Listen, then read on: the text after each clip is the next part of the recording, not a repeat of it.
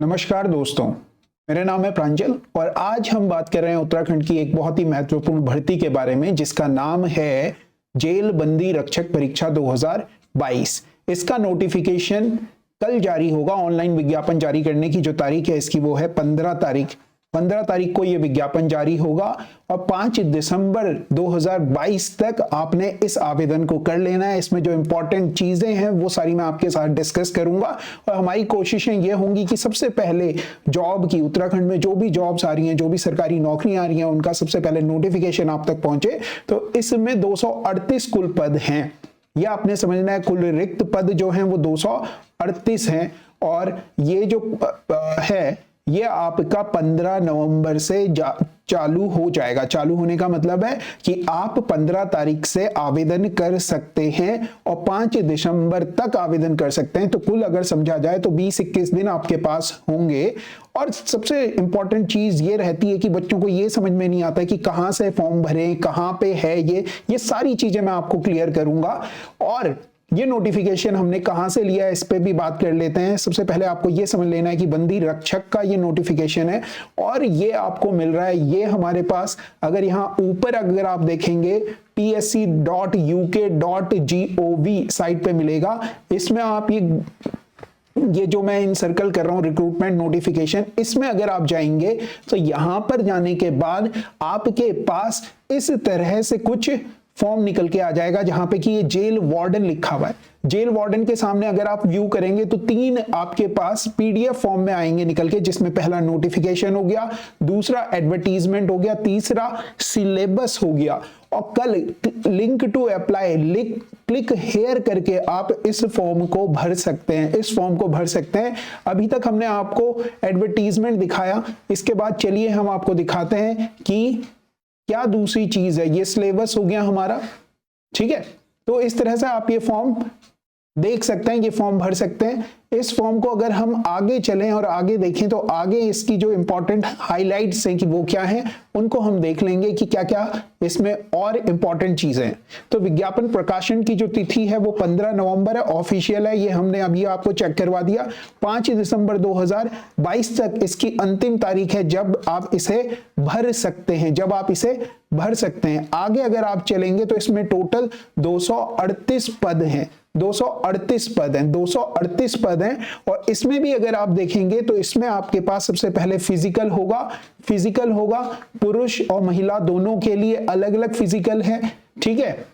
तो इस तरह से आपकी अहर्यता के बारे में बताया गया है, डिक्लेरेशन डेट के बारे में बताया गया है कि आपका जो 12वीं है वो पास होने चाहिए आप, और वो 5 दिसंबर 2022 तक वर्णित के अनिवार्य शैक्षिक अहर्यता में होना चाहिए। मतलब आप 12वीं पास होने चाहिए इस एग्जाम के लिए, ठीक। आप बाहर नहीं होने चाहिए, ये आपको ध्यान में रखना है। तो चलिए समझते हैं अगला क्या होना चाहिए। अगले को अगर आप देखेंगे तो पाठ्यक्रम, अभी मैं आपको सारी चीजें क्लियर कर दूंगा कि कहां से आपको पाठ्यक्रम मिलने वाला है और कहां से नहीं मिलने वाला है। रिक्तियों का विवरण की अगर हम बात करें तो ये रिक्तियों का विवरण आपको यहाँ पे गिवन है, जिसपे जेल बंदी रक्षक जो कि पुरुषों के लिए है, इसकी जो वेतनमान है 21,700 से लेके 69,100 रुपए तक का है। कुल पद 214 है, 113 सामान्य के लिए, 41 अनुसूचित जाति के लिए, अनुसूचित जनजाति के लिए 8 और भी जो और वर्ग हैं उनके लिए 30 वर्ग हैं, आर्थिक रूप से पिछड़े लोगों के लिए 22 ये रखे गए हैं। इसी की तरह इसी को अगर हम आगे लेके जाएंगे तो महिलाओं का लिए टोटल जो पोस्ट हैं उनको अगर आप ऑब्जर्व करेंगे तो वो आपके पास निकल के आ रही हैं 24, सामान्य के लिए 12 हैं। और आगे अगर आप इसमें चलेंगे तो आप देखते हैं पदनाम बंदी रक्षक। जैसे कि मैंने आपसे कहा ये कि पुलिस मतलब बंदी रक्षक जब कहा जा रहा है तो ये पुरुषों की बात कर रहे हैं, पुरुषों के लिए बंदी रक्षक पद हेतु केवल पुरुष अभ्यर्थी इसमें भाग कर सकते हैं, जबकि महिलाओं के लिए जेल बंदी रक्षक पद हेतु तो 2 अलग अलग नाम दिए हुए हैं, ठीक है। जेल बंदी रक्षक पद हेतु केवल पुरुष अभ्यर्थी, जबकि महिला जेल बंदी रक्षक, तो जो महिला है उनके आगे महिला लिखा हुआ है, बस इतना सा आपने ध्यान रखना है, ठीक है। तो जेल बंदी रक्षक कहा जा रहा है तो पुरुषों की बात की जा रही है। और इसका अगर आप सिलेबस देखें, इसके अगर आप सिलेबस को समझने की कोशिश करें कि क्या क्या चाहिए आपको, तो यहाँ पे साफ साफ मेंशन किया है कि उत्तराखंड से आपने इंटरमीडिएट किया हो या उसके समकक्ष घोषित परीक्षा उत्तीर्ण की हो, देवनागरी लिपि हिंदी का कार्यकारी ज्ञान होना आपको चाहिए। ये सारी चीजें अधिमानी, अगर आपके पास प्रादेशिक सेना टेरिटोरियल आर्मी में 2 साल का अनुभव है तो अच्छी बात है, नहीं भी है तो कोई बड़ी चीज इश्यू नहीं है। मतलब ये हो तो अच्छा, नहीं हो तो कोई प्रॉब्लम नहीं है, ठीक है। अधिमानी में है। अनिवार्य का मतलब कि ये तो आपके पास होना ही चाहिए, जिस पे मैंने डबल टिक किया, ये आपको समझना होगा। इसके बाद शारीरिक मापदंड की बात करें तो पुरुषों के लिए न्यूनतम जो आयु ऊंचाई है वो 165 सेंटीमीटर मतलब 5 फुट 5 इंच का होना चाहिए। और पर्वतीय अगर क्षेत्र के हैं तो 160 सेंटीमीटर या 5 फुट 3 इंच के होने चाहिए। इसी तरह से अनुसूचित जनजाति, ये पूरा नोटिफिकेशन आप देख सकते हो। मैंने आपको ये अभी दिखाया भी है कि कहां से आप ये पूरा नोटिफिकेशन डाउनलोड कर सकते हैं, ठीक है। इसी तरह से शारीरिक दक्षता की बात की जाए कि फिजिकल में क्या क्या होने वाला है, तो 100 नंबर का आपका शारीरिक दक्षता पेपर होगा। 100 नंबर का ये पेपर होने वाला है, जिसमें कम से कम आपके 50% अंक आपने हर चीज में, जितने भी अलग अलग सेक्शंस होंगे, जैसे कि क्रिकेट बॉल थ्रो है, लंबी कूद है, चिनिंग है, बैठक है, दंड है, सब में आपने कम से कम 50% अंक प्राप्त करने हैं। 50% अंक का मतलब हो गया, ये समझ में आ रही है ना आपको, तो 20 नंबर अगर आपके मैक्सिमम 20 फेंक देते हो तो मिनिमम आपके 10 नंबर तो आने ही चाहिए। 10 से कम नंबर आपके थ्रो में नहीं आने चाहिए। 10 से कम नंबर आपके थ्रो में बिल्कुल भी नहीं आने चाहिए। इसी तरह से लंबी कूद की अगर हम बात करें तो इसमें भी आपके कम से कम 10 नंबर आने चाहिए। और देखिए कितनी आपको फेंकनी होगी। गॉट इट, समझ में आ रही है बात। चिनिंग की अगर हम बात करें तो इसी तरह से ये अलग अलग चीजें हैं, ये आप अपने हिसाब से एक बार पढ़ सकते हैं। बस मैं आपको एक बार गो थ्रू करवा रहा हूं कि पूरे नोटिफिकेशन को आप पढ़ लें कि चीजें आपको समझ में आ जाए। शारीरिक दक्षता उपरोक्त क्रम में होगी। लिखित परीक्षा वस्तुनिष्ठ और शारीरिक दक्षता परीक्षा में प्राप्त अंकों को सम्मिलित करके ज्येष्ठता निर्धारित की जाएगी। मतलब आपका फिजिकल होगा प्लस रिटर्न होगा, दोनों के नंबर जोड़े जाएंगे। दोनों के नंबर आपके क्या किए जाएंगे, जोड़े जाएंगे। इस चीज का आपने ध्यान रखना है। इसके बाद पदनाम महिला जेल बंदी रक्षक की अगर हम बात करें तो इसमें महिलाओं के बारे में बताया गया है कि महिलाओं के लिए अनिवार्य अर्हता सेम है। ये तो आपको इंटर होना चाहिए, बोले तो 10+2 होना चाहिए। 12वीं आपने पास की भी होनी चाहिए, तो ये परीक्षा आप भर सकते हैं। देवनागरी लिपि हिंदी का आपको ज्ञान होना चाहिए, बस इतना सा।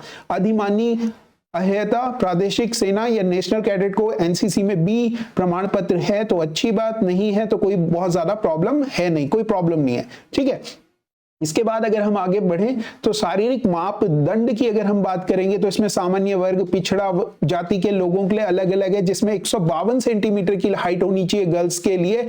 और अगर आप अनुसूचित जनजाति से आते हैं तो 147 चाहिए। सभी के लिए न्यूनतम इतने किलोग्राम होना जरूरी है, 45 किलोग्राम होना जरूरी है। तो सारी जो फीमेल कैंडिडेट्स हैं उन्हें इस एग्जाम में 45 केजी का होना जरूरी है। तो अगर आपका वेट 45 से कम है तो 45 से ऊपर लाने की पूरी कोशिश कीजिए। खाना वाना सही से खाइए। देखिए आगे अगर आप देखेंगे तो सारी चीजें वैसी हैं। चिन अप है, चिनिंग है। फिजिकल की बात करें तो इसमें आपके 100 नंबर का अगेन आपके पास आ गया 100 नंबर का, और 100 नंबर का आ रहा है तो 100 नंबर के साथ साथ आपको एक और चीज ध्यान में रखनी है कि 100 नंबर तो आ ही रहे हैं आपके, साथ में आपको क्या भी करना है, 100 नंबर तो चाहिए आपके, और कम से कम आपको 50 नंबर और चाहिए इसमें। गर्ल्स के फिजिकल में देखिए केवल 2 ही आइटम है, 1 और 2, केवल 2 चीजें। इन दोनों पे आपने फोकस करना है, इन दोनों पे आपने फोकस करना है। आगे चलेंगे तो आयु सीमा की अगर हम बात कर लें, आयु सीमा की अगर हम बात कर लें तो 21 से 35 वर्ष आयु सीमा है। 21 से कितनी है, 35 वर्ष आयु सीमा है। इस चीज का आपने बहुत ज्यादा ध्यान रखना है, ठीक है। और पूरा नोटिफिकेशन एक और वीडियो हम इस पे बनाएंगे जिसमें कि हम इसे सही से, अगर आपके कोई भी डाउट अगर रहते हैं इस पूरी वीडियो को लेके, कोई चीजें आपको समझ में नहीं आई या आप एक बार खुद से भी इस नोटिफिकेशन को पढ़िए, कोई चीज अगर आपको समझ में नहीं आ रही है तो कमेंट में हमें जरूर बताइए। कल हम इस पर एक पूरी डिटेल्ड वीडियो करेंगे, मगर आज हमारा काम यह है कि आप तक ये नोटिफिकेशन सबसे पहले पहुंचाना कि इस तरह से ये एग्जाम आपके पास आ गया, इसका नोटिफिकेशन आ गया, आपको तैयारी इस एग्जाम के लिए करनी चाहिए। अगर हम बात करें कि सिलेबस क्या होने वाला है, सिलेबस को लेके बहुत सारे बच्चे बहुत चिंतित रहते हैं, तो सिलेबस की बात करेंगे कि सिलेबस क्या होने वाला है, पाठ्यक्रम क्या होने वाला है। तो ये रहा आपका पाठ्यक्रम, देखिए जी ये है, ठीक है ना। शारीरिक मापदंड के बाद शारीरिक दक्षता हो जाएगी, उसके बाद लिखित परीक्षा होगी, वस्तुनिष्ठ प्रकार की होगी, ऑब्जेक्टिव टाइप की होगी। 100 नंबर की पेपर होने वाला है, ये 100 नंबर का पेपर होने वाला है। और इसके बाद अगर आप आगे चलेंगे तो लिखित परीक्षा और शारीरिक दक्षता परीक्षा दोनों में आपको नंबर चाहिए सम्मिलित करने के लिए। उसके बाद आपकी मेरिट बनेगी, उसके बाद आपकी मेरिट बनेगी, और मेरिट बनने के बाद आप पाठ्यक्रम समझ लेते हैं। इस तरह से आपका सिलेक्शन होगा, मतलब पहले फिजिकल होगा फिर रिटर्न होगा। फिजिकल में पास होने वाले बच्चों को ही रिटर्न देने दिया जाएगा। तो फिजिकल में कम से कम आपको 50% मार्क्स चाहिए। उसके बाद आपको कितने नंबर चाहिए, तो आपको समझ में आ रहा है, जितने भी आपको मेरिट में बनाने के लिए चाहिए उतने नंबर चाहिए। सिलेबस ये रहा, आपके पास 100 नंबर का पेपर है जिसमें 20 नंबर की हिंदी है, बाकी सारा 40 नंबर का सामान्य अध्ययन और सामान्य ज्ञान है, जिसमें सामान्य बुद्धि परीक्षण बोले तो रीजनिंग है। रीजनिंग का बहुत इंपॉर्टेंट रोल होने वाला है। उत्तराखंड में इतिहास है, भूगोल है, राजनीति शास्त्र, अर्थशास्त्र, राज्य राष्ट्र अंतरराष्ट्रीय महत्व की समसामयिक घटनाएं, कंप्यूटर की मूलभूत जानकारी है, कंप्यूटर भी इसमें इंक्लूड किया गया है, तो कंप्यूटर पे बेस्ड सवाल भी आपको देखने चाहिए। इसके बाद उत्तराखंड से आपके 40 नंबर आ रहे हैं। इस तरह से ये सिलेबस हो गया, ये पैटर्न हो गया एग्जाम का, जिसमें 20-40-40 पे बेस्ड है, जिस पे बेस्ड सारे के सारे एग्जाम्स हो रहे हैं। इसके बाद अगर हम बात करेंगे सामान्य ज्ञान एवं सामान्य अध्ययन विषय हिंदी, तो हिंदी का कुछ इस तरह से सिलेबस है जो आप देख सकते हैं। एक बार हल्का हल्का आपको गो थ्रू करवा देता हूं। और आप इसी के साथ अगर आप सामान्य बुद्धि परीक्षण बोले तो रीजनिंग की हम बात करें तो इसमें पूरा का पूरा रीजनिंग का अशाब्दिक नॉन वर्बल रीजनिंग है, और साथ के साथ शाब्दिक मानसिक, मतलब पूरा का पूरा रीजनिंग का जितने भी सिलेबस होता है, जितना भी कोर्स होता है रीजनिंग का सारा दिया हुआ है। तो आपको इसमें से कुछ भी क्वेश्चन आ सकते हैं और आपको समझ में आ रहा है कि किस तरह से ये पेपर आपका होने वाला है। सामान्य ज्ञान एवं सामान्य अध्ययन इतिहास, इस तरह से अगर आप इस पीडीएफ को देखेंगे तो मैंने आपको समझाया था कि अगर आप यहां पे जाएंगे, ये आपका फिर से एक और बार मैं आपको बता देता हूं कि कहां से ये खुलेगा। तो आपने देखा कि यहां पे आपके पास ये, अगर आप ऊपर देखेंगे तो यहां पे psc.uk.gov.in करके है। इस पे अगर आप जाएंगे तो रिक्रूटमेंट नोटिफिकेशन पे आएंगे। रिक्रूटमेंट नोटिफिकेशन पे आने के बाद आपको समझ में आएगा कि यहां पे आपके पास जेल वार्डन एग्जाम 2012 पहले ही नंबर पे लिखा हुआ है, जेल वार्डन एग्जाम 2012। इसे अगर आप ऑब्जर्व करेंगे तो ये लिखा हुआ है, गॉट इट। इसे समझ लेंगे, इसे अगर आप समझ लेंगे तो ये है। इसके बाद यहाँ पे 4 आपके पास आ जाएंगे, जिसमें एक में सिलेबस है, एक में एडवर्टीजमेंट है, एक में नोटिफिकेशन है। ये तीनों अगर आप डाउनलोड करेंगे तो आपको चीजें समझ में आ जाएंगी। एडवर्टीजमेंट एक बार आपने सही से पढ़ लेना है, जो तीनों मैंने आपको दिखाए हैं। उसके बाद जब आप ये तीनों चीजें समझ जाएं और अगर आपको कोई भी डाउट हो इस पूरे जेल वार्डन में, बंदी रक्षक के नोटिफिकेशन में, तो आप हमें कॉमेंट में बताइए, हम आपको इसके बारे में सारी जानकारी सही से देंगे। कल एक और वीडियो हम इस पे बनाने वाले हैं, और फिर आप कीजिए क्लिक हेयर। और सबसे पहले एग्जाम थोड़ा सा रुक के करना, कल ही मत भरने की कोशिश करना, इससे पहले 1-2 दिन रुक जाना, उसके बाद ये भर लेना, ठीक है। तो आज के लिए करते हैं इतना ही। Thank you very much. अगर आपको कोई भी और जानकारी चाहिए बंदी रक्षक जेल वार्डन से रिलेटेड तो कमेंट कीजिए, बताइए क्या आपके डाउट हैं। धन्यवाद।